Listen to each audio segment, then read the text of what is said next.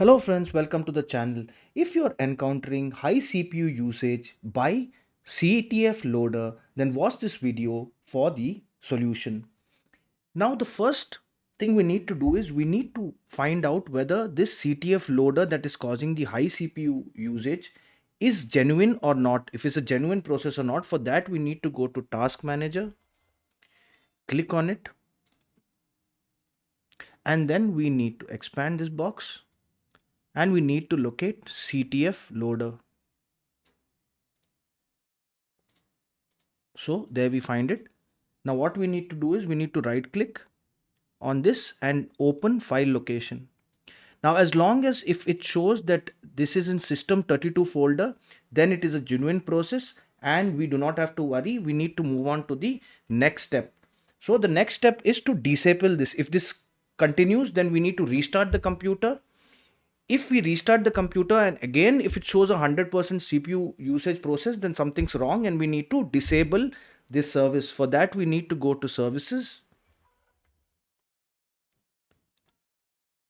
and look for text input management service.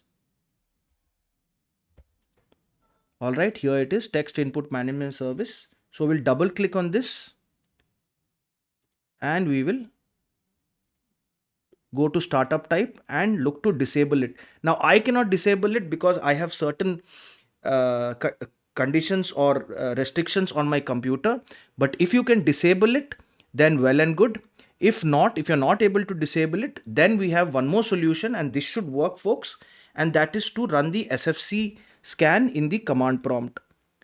So we will look for command prompt in the search bar, right click on it, run as administrator, click on yes, and we will input the command sfc space slash scan now, SEANNOW, and press enter.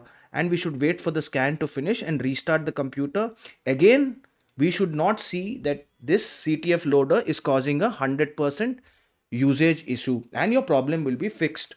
If this video helped you, then please subscribe to the channel. Enjoy your day.